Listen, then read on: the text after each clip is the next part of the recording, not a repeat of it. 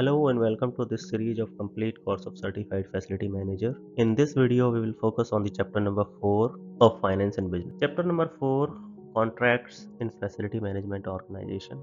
In this chapter, we will learn about the following topics in terms of the facility management, such as contract development, next is contract administration, analyzing and identifying financial contract elements. First topic is what is contracts in facility management. So let's talk about the role of the contracts in facility management and why they are so important for organization. The contracts are one of the primary tools organization use to define and secure opportunities for the products or services from external supplier. They clearly outline expectations, responsibilities, and deliverables, ensuring that all parties understand their roles. The contract process is more than just paperwork. It provides a framework for it provides regulatory compliances by ensuring adherence to the laws and industry standards. It provides a reputational risk management by protecting the organization's image by maintaining a service quality and ethical practice, change control by managing modifications effectively during the contract's life cycle, added value and innovation by encouraging suppliers to bring new ideas. And the contracts provide clarity and structure. They allow all the parties to know exactly what is involved and expected, reducing misunderstanding and ensuring smooth collaboration. Contracts also promote accountability and help maintain long-term partnership by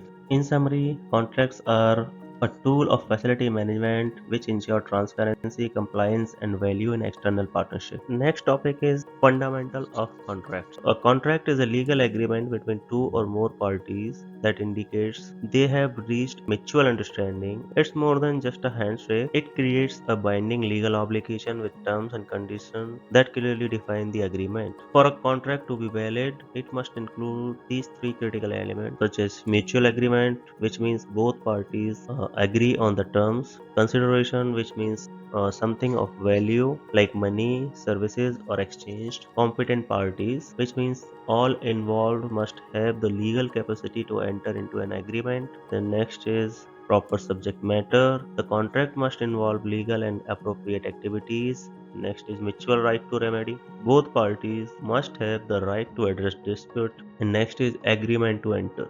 Both parties willingly consent to the contract. In facility management, contract administration is a key responsibility. Facility managers must ensure that agreements are well defined, fair to throughout their execution. This helps maintain smooth operation and positive relations with vendors and service providers. In summary, contracts are the backbone of professional agreements, ensuring clarity, fairness, and accountability. Now we are diving into the different type of contracts commonly used in facility management. Understanding these classifications can help you manage agreements more efficiently. So contracts can be classified in several ways based on their nature and enforceability. So the first one is express and implied. Express contracts are clearly stated agreements, either written or spoken. Implied contracts, on the other hand, are formed through action or circumstances, even if no formal agreement exists. The next is bilateral and unilateral. In bilateral contracts, both parties exchange promises. For example, a service provider agrees to deliver service and the client agrees to pay. But in unilateral contracts, involve only one party making a promise, such as a reward for completing a specific task. Next is voidable and unenforceable. A void contract has no legal effect, while a voidable contract is a valid but can be cancelled by one party under a specific condition. Unenforceable contract is a legally valid but cannot be enforced due to technical issues like missing documents, etc. etc. Next topic is type of contracts mechanism. In facility management and project operations, understanding the contract mechanism is essential for successful execution. Choosing the right contract mechanism ensure clarity, reduce risk, and align with the project goal, ensuring better outcomes for all stakeholders. Contracts typically fall into two categories: prescriptive contract and performance-based contract. Each contract serves a specific purpose in facility management depending on the project service requirement. Prescriptive contracts specify exact requirements. They clearly define what is expected, including specifications, methods, or an acceptable range of performance. These contracts provide less flexibility but ensure precision. For example, a contract requiring all electrical wiring to follow a specific material and gauge standard is prescriptive. It ensures compliance with the exact technical specification. The next contract is performance based contracts. Performance based contracts. These contracts describe the desired results but allow flexibility and how the vendor achieves those results. They focus on outcomes rather than a process. So let's have a quick comparison. Prescriptive contracts ensures compliance and consistency but can be rigid. On the other hand, performance based contracts are flexible and innovation but require clear expectations and metrics. So this is the difference between both contracts. What information a typical contract document should specify? So when an organization creates a contract for potential suppliers, it usually specifies the following details such as scope of work, which means what tasks or services are required. Next is the condition of delivery, which means detailed specification for how and when the services or goods should be delivered. Next is terms and condition and time frame, which means the timeline for delivery or performance. Next is basis for compensation, which means how the supplier will be paid. The next is general and special condition. These sets the rules and expectation for both parties. So now let's break down general conditions. So these provide the legal framework for the relationship between the vendor and the organization, covering things like compliances and liabilities. Special conditions. These define specific requirements such as working hours, security protocols, special access, safety rules, and detail about materials, supplies, and labors. By clarifying these elements, contracts ensure all parties understand their roles and responsibilities. This minimizes misunderstanding and promotes smooth operation. Purchase orders. A purchase order, which is also known as PO or LPO, is a written contract between an organization and a vendor. It is typically done using a pre-printed standard form. In the facility management, purchase orders are crucial for clear communication and proper tracking of purchase. There are two common types of purchase orders. The first one is one-time purchase order and the second one is blanket purchase order. One-time purchase order expire with the individual delivery of service or goods. At a minimum, a one-time purchase order should include the following: quantity and quality of the items or services ordered, agreed unit price and any discounts, total price, both before and after tax, a reference purchase order number, date of the purchase order, the name, date, and signature of the person issuing the purchase order. These details ensure transparency and help both parties avoid any dispute. Blanket purchase order, which is also called BPA or BPO. This is similar to the purchase order but used for ongoing purchase over a longer period under predefined terms. Blanket purchase order should contain all the information same as a one-time purchase order. In addition to the information on one-time purchase order, usually some form of maximum periodic commitment for the year plus each supply period. Next topic is fixed price contract. So what is fixed price contract? This is a common agreement used in facility management. This is also known as lump sum contract. This is an agreement where the contractor is required to successfully complete the work and deliver the agreed supplies or services for a set price determined upfront. This type of contract is ideal when the scope of work is clearly defined so the both parties fully understand their responsibilities. A fixed price contracts often include additional elements such as economic price adjustment, which means to account fluctuating cost in dynamic market, which means rewards for exceeding the expectations or penalties for underperformance. Next is repricing provision. These allow for revisiting the agreed price during the contract if necessary. A specific level of efforts. This clearly outline the amount of work expected. This type of contracts provide clarity and stability for both parties. This ensures that the contractor and the client are aligned on expectations, minimizing disputes and making budgeting more predictable. Fixed price contracts are an effective tool for managing clear, detailed project and facility management. Cost reimbursement contracts. In this contract, the contractor is reimbursed for the cost they spend and they must use their best efforts to complete the project. This contract places minimal cost and performance risk on the contractor, making it ideal for uncertain or flexible projects. There are several types of cost reimbursement contract, each tailored to a specific project need.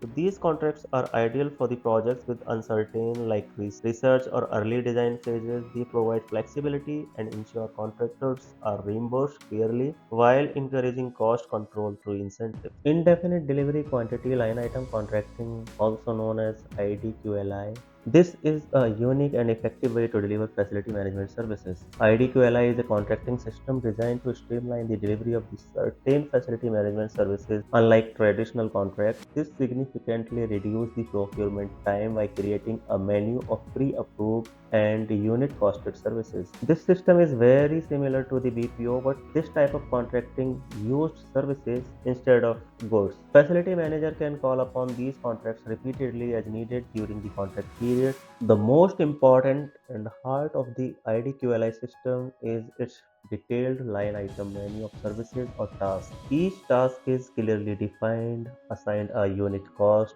such as dollar per square foot, per linear foot, per item, or per services. This is fully costed, including labor, materials, overhead, and profit. For example, a painting work might be priced per square foot, while assembling a workstation might have a per service cost. The actual delivery quantities and timing remain flexible, allowing for a on-call execution during the contract term. Key features of IDQLI contract. It operates under a single contract with a clear start and end date.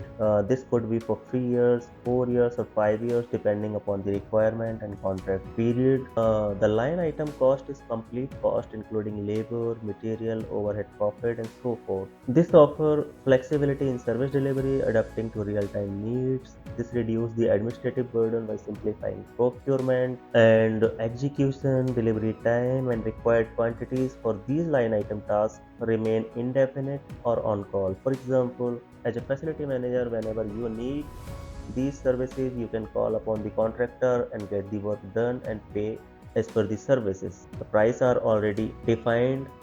You only have to pay per service or per call based on the predefined charges. Only the IDQLI based contracts itself has a specific start and expiry date, which means these contracts are generally for certain time, for example 1 year, 3 year, or 5 years, depending upon the requirement. IDQLI is a powerful tool for facility manager to save time and manage cost effectively. IDQLI, a complete system and a powerful tool for the facility manager to save time and manage cost effectively. Next topic is national buy contract. National buy contracts are specialized procurement contracts primarily applicable to large organizations. National buy contracts, also known as national purchasing contracts or framework contracts, these are specialized agreements primarily used by large organizations. These contracts ensure procurement at favorable below retail price in exchange for a long-term commitment to buy from a single supplier. This approach is ideal for organizations looking to streamline their purchasing process and gain cost advantage through bulk. National buy contracts are essential because they help organizations lock in competitive pricing over a long-term period, simplify the procurement process by working with the sole source provider,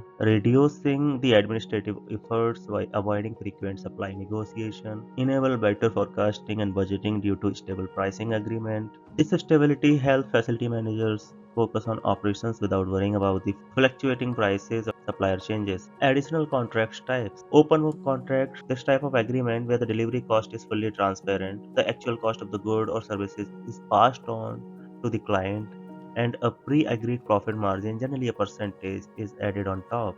This setup ensured clarity and trust between the organization and the service provider. Next is labor, hour, or time and materials. These type of contracts charge for service based on fixed hourly rate, while material are billed at cost plus or handling fee. Both models prioritize flexibility and detailed cost tracking, making them ideal for projects when scope and cost can vary. Open book contracts are crucial because they promote transparency, accountability, or trust. They allow organizations to see exactly where their money is going, making it easier to evaluate value and ensure fair pricing. In summary, open book contracts are an effective way to manage cost while ensuring transparency and trust in the facility management. Next topic is contracts terms. Facility management contracts while bound by legal requirements, vary greatly in form and substance. Not every contract will include the same provision, but some may have extra clause depending on the services. The facility manager's job to thoroughly review these terms and understand their implications. A facility manager must review all the terms of contract and understand what they mean. A facility manager must ensure all parties fulfill their commitment as per the contract performance. Deviations needs to be addressed through clearly defined payment adjustment or penalties. It is very important to monitor compliance and maintain accountability throughout the contract period. Important additional details are often included as an appendix to the contract. These might cover specific tasks, schedules, or technical standards. Facility manager need to verify that all the aspects align with the operational needs. Two critical tools for achieving result in FM contracts are service specification, which outline the exact task to be done, and the next is service level agreement. This is also known as SLA. These define the standard and metrics for the services delivery and ensure accountability. FM contracts are more than just a legal document, they are essential for achieving operational efficiency and ensure service quality. Always remember, a well managed contract is the key to successful facility management and operation. Checklist for contract terms. To understand the contract terms and conditions, here is the checklist. So, first, you need to check the date of agreement, identity of the parties in the contract, like how many parties are there, first party, second party, and third party, and address of the both parties, purpose of the contract, and relevant definitions, underlining assumptions, prospective roles and responsibilities, description of the work involved and outcomes expected, performance levels, and how quality will be judged. So these kind of terms and conditions a facility manager need to ensure in the contracts. Moving forward to the contracts checklist, restrictions on subcontracting. For example, in some contracts, there are restrictions for subcontracting. So if there is any terms or clause in the contract related to the subcontracting, you need to ensure. Next is contract transfer provision, payment terms and pricing mechanism, then termination options, service suspension, force majeure provisions. Next topic is prevention of fraud and irregularities in the contracts. First, let's understand fraud, what it means, how it affects procurement and facility management, and how we can prevent it. Fraud is defined as an intentional act of deception meant to gain an unfair advantage or harm someone else. It involves illegal activities like deceit, concealment, or violating trust. Generally, it's a deliberate act to steal money, property, or services, or to avoid rightful payment. Fraud is generally committed by individuals or companies seeking financial gain, property, or business advantage. This can happen in procurement process where parties manipulate agreements, inflate cost, or misrepresent their capabilities. Fortunately, fraud can be identified and even prevented with proper measures such as good procurement practices by ensuring a transparent process that is fair and competitive. And next is valid contracts by clear agreement that define terms and expectations, which leaves no room for manipulations. Next is preventive controls by regular audits, checks, and monitoring system to catch and red flags on early stage. Facility manager play a crucial role in enforcing these measures to protect their company from fraud. In summary, fraud is a serious concern in procurement, in any organization, in any process, but with the right practice and vigilance, it can be prevented. Type of contracts fraud. So there are different type of contract fraud in any organization or in any process. So in facility management, generally there are these following contracts frauds. The first one is collision between the personnel or agent. This happens when employees or agents secretly work with the vendors to manipulate the procurement process. This compromises fairness and leads to inflated cost or poor quality services. Next is price fixing. This occurs when competing suppliers agree to maintain artificially high price instead of competing fairly. This damages market dynamics and inflate expenses for organizations. Next is non-competitive pricing of contracts. In this case, vendor provide unreasonably high or low bids. This is generally coordinated to ensure a specific party wins. It undermines the competitive nature of bidding. Next is irregularities during execution of contracts. This type of fraud happens after the contract is awarded. It includes failure to follow agreed terms, delivering substandard material or work, or altering conditions without proper approval. Next is payment for work not carried out. In this case, payments are made for services or work that was never completed. This can stem from falsified invoices or forged documents. Next is cartels. In this case, group of suppliers colluding to control prices or restrict competitions. In summary, contract frauds can seriously harm any company, any process, but awareness is the first step to prevention. Conduct due diligence and enforce strict procurement policies to protect against these risks. Principle of contract fraud control. Preventive controls or proactive controls that can prevent fraud risk in facilities includes segregation of duties by ensuring no single person control all the parts of process. This can reduce the risk of fraud or errors. The next is shifting staff around. By shifting staff around, periodically minimize the chances of long-term collusion or fraud. Fresh eyes bring new perspectives and uncover potential issues. Next is proper authorization. By this mean all financial transactions and contracts approval must have proper authorization. This ensures only approved actions are taken following clear guidelines. Next is competitive bidding or tendering. Competitive bidding promotes transparency by inviting multiple vendors to participate. You ensure fair pricing and reduce the risk of favoritism. Next is documentations and record keeping.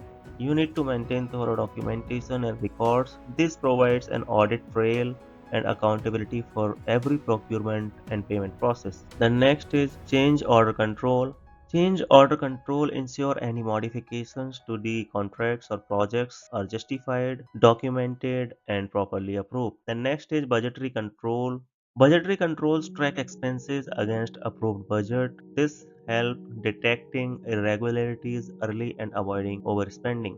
Importantly, fraud risk can't be eliminated entirely, but with these preventive controls, facility manager can create a robust framework to prevent and detect fraud effectively. Fraud indicators. Red flag indicators are only warning signs, they are not proof that fraud has been done. So, fraud can be done almost any contracting situation, but it is more likely to happen in some scenarios such as unusual bidding patterns, which means identical bids from multiple suppliers, bids that are suspiciously higher or lower than the others, or a single vendor consistently winning contracts without any valid reason. The next is the vendor who seem to know confidential details about the tender, and the vendor's frequent interaction between the buyer and specific vendors. A vendor being awarded contracts despite poor past performance. The next is irregularities in the process, which means missing or altered documentations, deadlines extended without justifications, favoring specific bidders. The next is unjustified requirements, unexplained changes, suspicious pricing, lack of transparency, few providers, little product differentiations. So these are the red flag indicators. These are the fraud indicators. So again, remember these are the indicators, but these are not the 100% proof. But they highlight the need of vigilance and proactive measures in the facility management. Next topic is contract administration. This is the process of managing a contract from the moment it is awarded until it's closed. The contract administration ensure that the intent, requirements, and terms of the contracts are fully met. Once a contract is signed and work begins, a facility manager play a very critical role in overseeing and implementation. The primary goal of a facility manager in the contract implementation and monitoring is assessing contract performance, ensuring compliance, documenting outcomes, and evaluating relevance. And why contract administration is important? Contract administration is important because this helps in achieving the desired outcome from the contract, minimize risk like non-performance or disputes. This maintains a smooth working relationship with the service provider.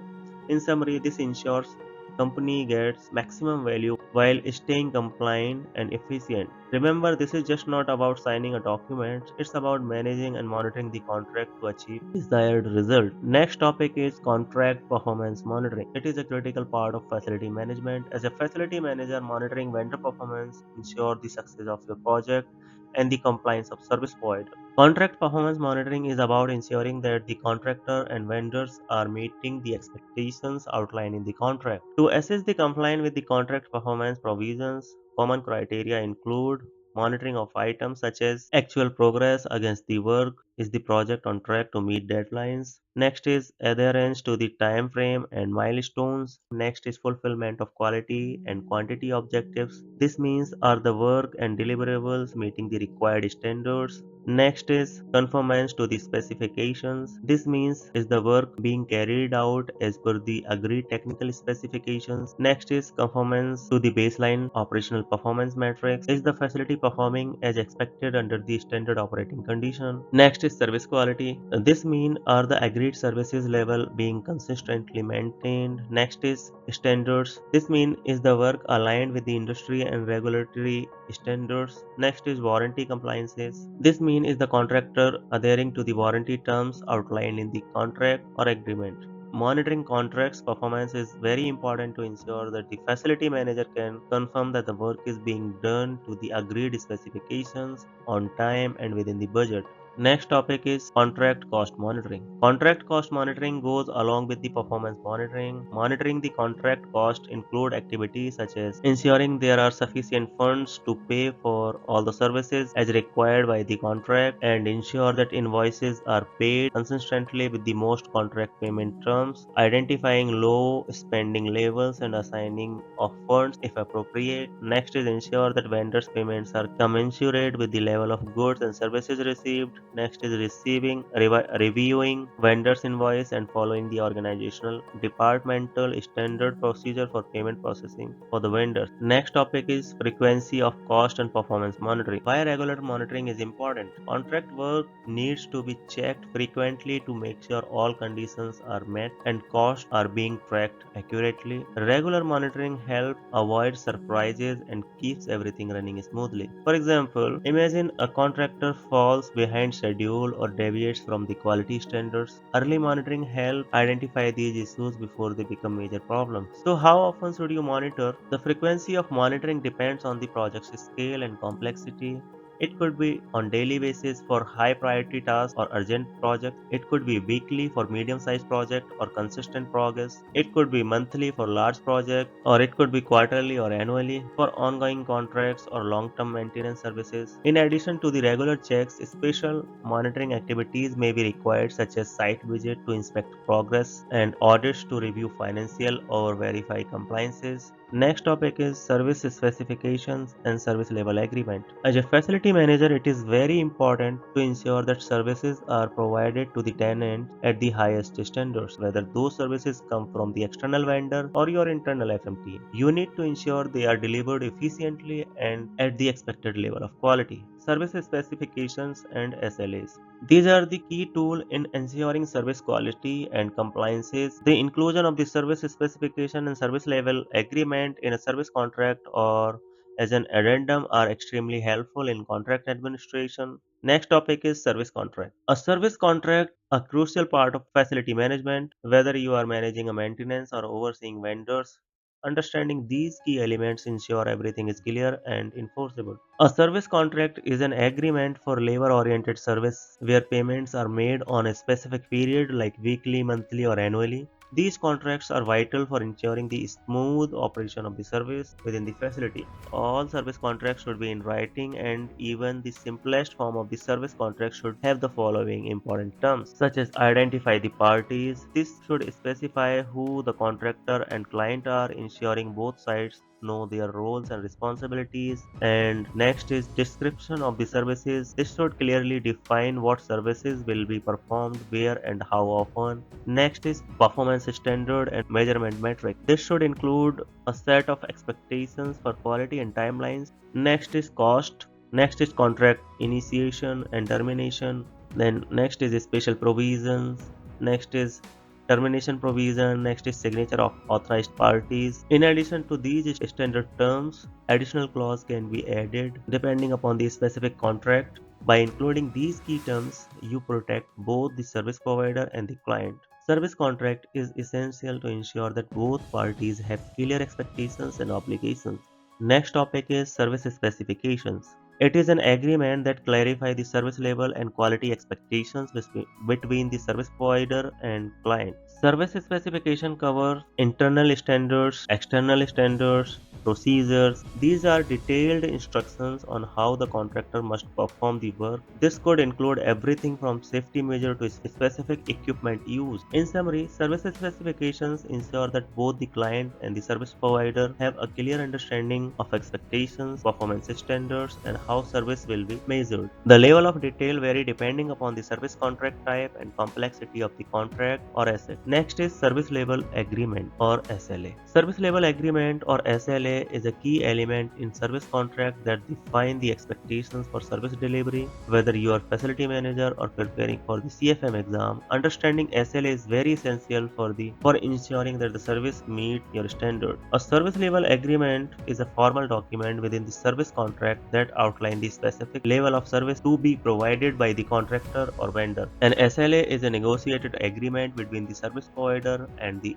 customer. It ensures both parties are aligned on what's expected from service quality to the performance. SLA terms mirrors aspect of the contracts typically included in SLA. SLA terms are similar to the contracts terms, which includes agreement detail, definitions, description of the scope of the services, quality and performance related targets, time target, pricing, monitoring, meeting, customer feedback and rating, subcontracting provision, etc. etc. So why SLA so important? SLA set clear expectation for service level and outcome which reduce ambiguity. This ensure accountability by specifying performance metrics and timeline. This provide a basis for resolving disputes. For example, if a HVAC maintenance company's SLA specify a minimum maintenance score of 90% and the service provider consistently score lower than the SLA can serve as a basis for addressing the issue or even terminating the contract. Next topic is contract closeout.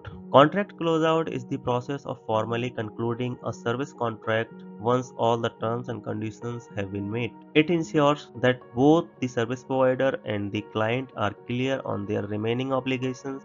Everything is wrapped up properly. In facility management, this could be when a vendor finishes their services or a maintenance contract ends or a long-term project is completed. So why the contract closeout is important? The closeout process is important because this ensures that all deliverables have been completed to the agreed standard. Final payments are made only after all the obligations have been fulfilled. Any outstanding issues or disputes are resolved. Both parties have clear understanding that the contract has been successfully concluded. For example, without a proper closeout, there could be issues like unpaid invoices, unaddressed maintenance issues, or even a legal disputes over non-compliances. Steps in the contract closeout procedure. So this could include verify service completion, review performance, resolve outstanding issues, final inspection, prepare final documentation, final payment, obtain signature, and closeout report. Important consideration for contract closeout is compliance with the legal requirements, record retention, post-contract support. Congratulations, we have completed chapter number 4 for the finance and business. Hope this video was helpful. Good luck for your exam and happy learning. Thank you for watching and don't forget to like, share and subscribe for more tips on facility management. And most important, if you have any feedback or suggestions, please do comment below. We are consistently working to improve our content. Thank you for watching.